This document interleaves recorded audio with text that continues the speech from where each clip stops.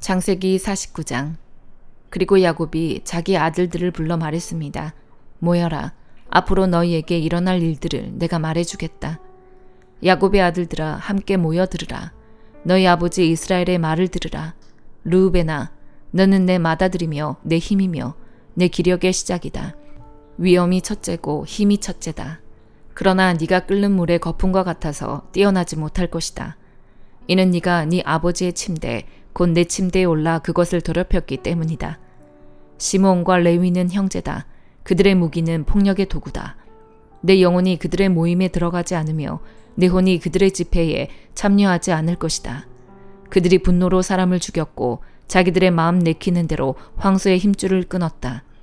그들의 분노가 맹렬하고 그들의 진노가 잔인하니 저주를 받을 것이다. 내가 야곱 족속 가운데 그들을 나눠 놓으며 내가 이스라엘 족속 가운데 그들을 흩어 놓을 것이다. 유다여, 네가 네 형제들에게 칭송을 받으며 네 손이 네 원수들의 목을 잡기를 바란다. 네 아버지의 아들들이 너에게 절할 것이다. 유다는 사자 새끼다. 내 아들아, 네가 사냥한 먹이 위로 일어섰구나. 그가 웅크리니 사자 같으며 그가 암사자처럼 엎드리니 누가 감히 그를 일으켜 세우리야. 규가 유다에게서 떠나지 않고 통치자의 지팡이가 그의 발 사이에서 떠나지 않으리니 실로께서 오셔서 백성들이 그에게 복종할 때까지다. 유다가 나귀를 포도나무에 매며 새끼 나귀를 가장 좋은 가지에 맬 것이다.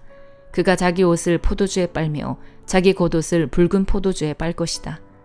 유다의 눈은 포도주보다 진하고 그의 이는 우유보다 힐 것이다. 스불론은 바닷가에서 살 것이다. 그는 배를 대는 항구가 되며 그의 영토는 시돈까지 이를 것이다. 이사갈은 양의 우리 사이에 웅크리고 있는 튼튼한 낙이다. 그가 아늑한 안식처와 안락한 땅을 보게 되면 그 어깨를 낮춰 짐을 지고 종이 돼 섬길 것이다. 다는 이스라엘의 한 지파로서 자기 백성을 심판할 것이다. 다는 길 위의 뱀이요 길 위에 뿔 달린 뱀이다. 그가 말의 뒤꿈치를 물어 그것을 타고 있는 사람을 뒤로 넘어지게 할 것이다. 여호와여, 제가 주의 구원을 기다려왔습니다. 갓은 적들의 공격을 받을 것이다. 그러나 그가 도리어 그들의 발꿈치를 공격할 것이다. 아셀의 빵은 풍성해 그가 왕을 위해 진수성찬을 낼 것이다. 납달리는 풀어놓은 암사슴이어서 아름다운 소리를 발할 것이다. 요셉은 열매가 많은 나뭇가지 곧 샘 곁에 열매 많은 나뭇가지다. 그 가지가 담을 넘는다. 활 쏘는 사람들이 그를 맹렬히 공격하며 활을 쏘고 그에게 원한을 품어도 그의 활은 팽팽하고 그의 강한 팔은 야곱의 힘 있는 사람의 손에 의해 곧 이스라엘의 반석이신 목자의 이름으로 민첩하게 움직인다. 네 아버지의 하나님께서 너를 도우시고 전능하신 분께서 위로 하늘의 복과 저 아래 놓여있는 깊은 곳의 복과 젖과 모태의 복으로 너에게 복 주실 것이다. 네 아버지의 복은 영원한 산들의 복과 장구한 언덕들의 복을 넘어섰다. 이 복이 요셉의 머리 곧 자기 형제들 중에서 뛰어난 사람의 이마에 있을 것이다. 베냐민은 물어뜯는 늑대다. 아침에는 먹이를 삼키고 저녁에는 그 잡은 것을 나눌 것이다. 이들은 이스라엘의 12지파입니다. 이것은 그들의 아버지가 그들에게 한 말입니다. 이스라엘이 각자가 누릴 복에 따라서 아들들을 축복했습니다. 그리고 야곱이 아들들에게 명해 말했습니다. 이제 내가 곧 내 조상들에게로 돌아가게 될 것이다. 나를 햇사람인 에브론의 밭에 있는 굴에 내 조상들과 함께 묻어주기 바란다. 그곳은 가나안 땅 마므레 근처 막벨라에 있는 굴인데 내 조부 아브라함께서 햇사람 에브론의 밭과 함께 묘지로 사신 곳이다. 거기에 조부 아브라함과 그의 아내 사라께서 묻히셨고 아버지 이삭과 그의 아내 리브가께서도 묻히셨다. 그리고 내가 레아도 거기에 묻었다. 이 밭과 그 안에 있는 굴은 햇사람에게서 산 것이다. 야곱은 아들들에게 이렇게 명령하고 침대에 발을 올려 모으고는 숨을 거둬 그 조상들에게로 돌아갔습니다. 누가복음 2장. 그 무렵 아우구스투스 황제가 칙령을 내려 전 로마 통치 지역은 호적 등록을 하게 됐습니다. 이것은 구레뇨가 시리아의 총독으로 있을 때 실시된 첫 번째 호적 등록이었습니다. 그래서 모든 사람은 호적을 등록하기 위해 각각 자기 고향으로 갔습니다. 요셉도 갈릴리 나사렛 마을을 떠나 다윗의 마을인 유대 땅 베들레헴으로 올라갔습니다. 요셉은 다윗 가문의 직계 혈통이었기 때문입니다. 그는 약혼한 마리아와 함께 호적을 등록하러 그곳에 갔습니다. 그때 마리아는 임신 중이었습니다. 그들이 그곳에 머무르는 동안 해산할 때가 돼 마리아는 첫 아들을 낳고는 아기를 천으로 싸서 구유에 눕혔습니다. 여관에는 그들이 들어갈 빈방이 없었기 때문입니다. 한편 목자들은 바로 그 지역 들판에서 살며 밤에 양떼를 지키고 있었습니다. 주의 천사가 그들 앞에 나타나 주의 영광이 그들을 환하게 둘러비추니 그들은 너무나 두려웠습니다. 천사가 말했습니다. 두려워하지 마라. 보아라, 내가 모든 백성에게 큰 기쁨이 될 좋은 소식을 너희에게 알려준다. 오늘 구주이신 주 그리스도가 다윗의 동네에서 태어나셨다. 너희가 천에 쌓여 구유에 누워있는 아기를 볼 것인데 그것이 너희에게 표적이 될 것이다. 갑자기 그 천사와 함께 하늘의 군대가 큰 무리를 이루며 나타나 하나님을 찬양하며 말했습니다. 지극히 높은 곳에서는 하나님께 영광이요, 땅에서는 하나님의 은총을 입는 사람들에게 평화로다. 천사들이 떠나 하늘로 올라가자 목자들이 서로 말했습니다. 베들레헴으로 가서 주께서 우리에게 말씀하신 이 일이 정말 일어났는지 보자. 그래서 그들은 서둘러 가서 마리아와 요셉과 아기를 찾아냈습니다. 과연 아기는 구유에 누워 있었습니다. 그들은 아기를 보고 나서 그 아이에 관해 들은 말을 알려주었고 그 말을 들은 모든 사람들은 목자들이 한 말에 놀랐습니다. 그러나 마리아만은 이 모든 일을 마음에 간직하고 곰곰이 되새겼습니다. 목자들은 자기들이 보고 들은 모든 것에 대해 하나님께 영광 돌리고 찬양하며 돌아갔습니다. 그들이 듣고 본 모든 일대로 이루어진 것입니다. 8일째 되는 날 할례할 때가 되자 아기가 잉태되기 전에 천사가 일러준 대로 그 이름을 예수라 지었습니다. 모세 율법에 따라 정결 의식을 치를 때가 되자 요셉과 마리아는 아기를 데리고 예루살렘으로 갔습니다. 이것은 주의 율법에 첫 번째 태어나는 모든 남자 아기는 하나님께 거룩한 사람으로 불릴 것이다 라고 기록된 대로 아기를 주께 드리고 또 산비둘기 한 쌍이나 어린 집비둘기 2마리라고 한 주의 율법을 지켜 희생제물을 드리려는 것이었습니다. 당시 예루살렘에는 시므온이라는 사람이 있었습니다. 이 사람은 의롭고 경건한 사람으로 하나님께서 이스라엘을 위로하실 날을 손꼽아 기다리고 있었습니다. 그리고 성령께서 시므온에게 머물러 계셨습니다. 그에게는 주의 그리스도를 보기 전에는 죽지 않으리라는 성령의 계시가 있었습니다. 시므온이 성령에 이끌려 성전 뜰 안으로 들어갈 때 아기의 부모가 율법의 규정대로 행하기 위해 아기 예수를 데리고 들어왔습니다. 그러자 시므온이 아기를 팔에 안고 하나님을 찬양하며 말했습니다. 다스리시는 주여, 이제 주께서는 주의 종이 평안히 가게 해주십시오. 제 두 눈으로 주의 구원을 보았습니다. 이 구원은 주께서 모든 백성 앞에 마련하신 것으로 이방 사람에게는 계시의 빛이요 주의 백성 이스라엘에게는 영광입니다. 아기의 아버지와 어머니는 아기에 대한 이 말에 무척 놀랐습니다. 그러자 시므온은 그들을 축복하고 그 어머니 마리아에게 말했습니다. 보십시오.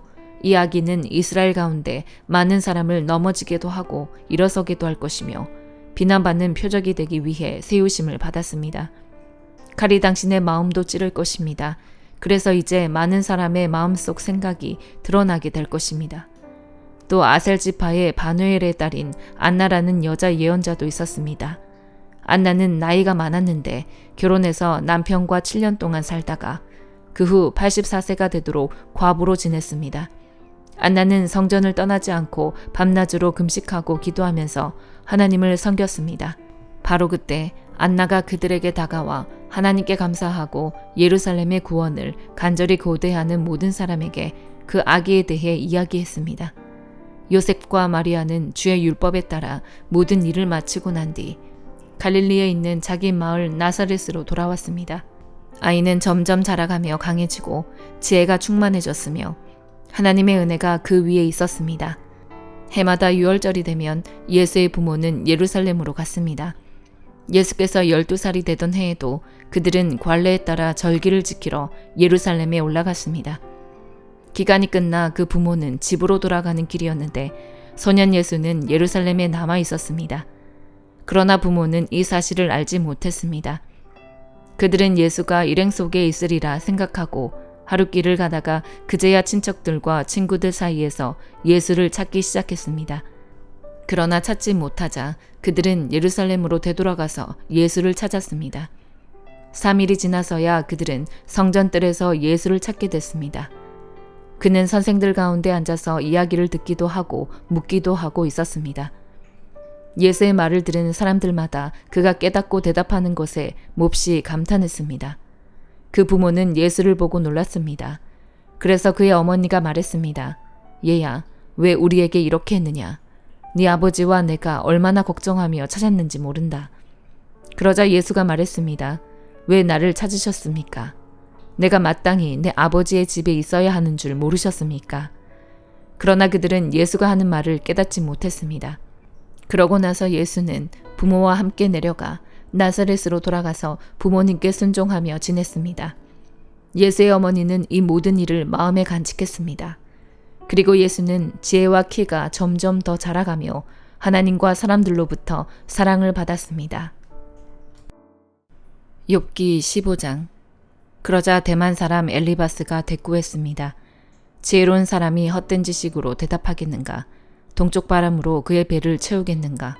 말도 안 되는 소리로 논쟁하겠는가? 아무짝에도 쓸모없는 말로 싸우겠는가? 그래, 자네가 하나님 경외하기를 내던져버리고 하나님 앞에 기도하기를 그치고 있네. 자네 죄가 자네 입을 가르쳐서 교활한 사람의 말만 골라 하고 있네. 자네 입이 자네를 정죄하지 내가 정죄하는 게 아니네. 자네 입술이 자네에게 불리하게 증언하는 거야. 자네가 첫 번째로 태어난 사람이며 자네가 삶보다 먼저 만들어졌는가? 자네가 하나님의 비밀을 들었으며 자네만 지혜를 알고 있는가? 우리는 모르고 자네만 아는 게 무엇인가? 우리가 알지 못하는 사실을 자네만 깨달은 게 무엇인가? 우리 가운데는 백발의 노인들도 나이가 많은 사람들도 있고 자네 아버지보다 훨씬 나이 많은 사람들도 있네. 하나님의 위로가 충분하지 않던가? 부드러운 말씀조차도 충분하지 않던가? 어찌하여 자네가 이토록 흥분해 눈을 치켜뜨고 영으로 하나님을 원망하고 입으로 그런 말들을 쏟아내는가? 사람이 무엇이라고 깨끗할 수 있겠나? 여자가 낳은 자가 무엇이라고 의로울 수 있겠는가? 이보게, 그분은 그분의 거룩한 사람들을 신뢰하지 않으신다네. 진정 그분 보시기에는 하늘도 깨끗하지 않다네. 그런데 하물며 죄악을 물 마시듯 들이키는 추악하고 부패한 사람이야 오죽하겠는가? 내 말을 들어보게. 내가 설명해 주겠네. 내가 본 것을 말해주지. 지혜로운 사람들이 그 조상들에게서 들은 것을 숨김없이 전해준 것이네. 그 조상들에게만 그 땅이 할당됐고 그 어떤 이방 사람도 그들 가운데로 지나가지 못할 때였네. 악한 사람은 일평생 고통을 당하게 돼 있고 억압자는 그 횟수가 자기에게 쌓이게 돼 있네. 소름 끼치는 소리가 그 귀에 들리고 잘 돼가는 것 같을 때 멸망자가 그를 덮칠 것이네. 그는 어둠에서 벗어나기를 바라지 못하고 칼을 기다리고만 있는 것이네. 그는 먹을 것을 찾아 미친 듯이 돌아다니며 어디 있나 하고 어둠의 날이 바로 코앞에 닥쳤음을 알고 있다네. 고난과 고뇌가 그를 두렵게 하고 싸울 태세를 갖춘 왕처럼 그를 덮칠 것이라네. 그가 하나님께 주먹을 휘두르고 전능하신 분 앞에서 자기 힘을 다지며 목을 세우고 강한 방패를 가지고 그분을 향해 달려들었기 때문이네. 그 얼굴에 기름기가 가득하고 그 허리에 살이 피둥피둥 쪘어도 그는 황폐한 마을, 아무도 살지 않는 집, 돌무더기가 돼버릴 집에서 사는 것이네. 그가 부자가 되지 못하고 그 재산이 남아있지 않을 것이고 그 땅에 뿌리 박지 못할 것이네. 그는 어둠에서 떠나지 못할 것에 불꽃이 그 가지들을 말리고 그분의 입김에 그가 사라져 버릴 것이네. 속아 넘어간 그가 헛것을 믿지 않도록 해야 할 것이네. 그러면 그 보상이 또 헛것이 될 테니 말이야. 그의 때가 이르기 전에 그 일이 다 이루어질 것이고 그 가지는 부를 수 없을 것이네. 아직 익지 않은 열매가 떨어지는 포도나무 같고 꽃이 떨어져 버리는 올리브 나무 같을 것이네. 위선자들의 무리는 자식을 낳지 못할 것이고 뇌물을 좋아하는 사람들의 장막은 불탈 것이네. 그들은 악행을 잉태해 재난을 낳으며 그 뱃속은 기만을 준비하고 있는 것일세. 고린도전서 3장. 형제들이여, 내가 여러분에게 신령한 사람들에게 말하듯이 말할 수 없어서 육에 속한 사람들, 곧 그리스도 안에서 어린아이들에게 말하듯이 말했습니다. 나는 여러분에게 저주로 먹이고 단단한 음식으로는 먹이지 않았습니다. 여러분이 감당할 수 없었기 때문입니다. 그런데 여러분은 지금도 여전히 감당할 수가 없습니다. 여러분은 여전히 육에 속한 사람들입니다. 여러분 가운데 시기와 다툼이 있으니 여러분이 육에 속한 사람들이 아니며 사람의 악한 본성을 따라 행하는 사람들이 아닙니까? 여러분 가운데 어떤 사람은 나는 바울파다, 어떤 사람은 나는 아볼로파다라고 한다면 여러분은 육에 속한 사람들이 아닙니까? 그러면 아볼로는 무엇이고 바울은 무엇입니까? 여러분을 믿게 한 사역자들일 뿐입니다. 그들은 주께서 각각 맡겨주신 대로 일할 뿐입니다. 나는 심고 아볼로는 물을 주었으나 자라게 하신 분은 하나님이십니다. 그러므로 심는 사람이나 물 주는 사람은 아무것도 아니요 오직 하나님께서 자라게 하신 것입니다. 심는 사람과 물을 주는 사람은 하나이며 각각 자기의 수고한 대로 자기의 상을 받을 것입니다. 우리는 하나님의 동력자들이요 여러분은 하나님의 밭이며 하나님의 건물입니다. 내게 주신 하나님의 은혜를 따라 내가 지혜로운 건축가처럼 기초를 닦았으며 다른 사람이 그 위에 건물을 세웁니다. 그러나 각각 그 위에 어떻게 세울 것인지 신중을 기해야 합니다. 아무도 이미 닦아놓은 기초 외에 다른 어떤 기초도 놓을 수 없습니다. 그 기초는 곧 예수 그리스도이십니다.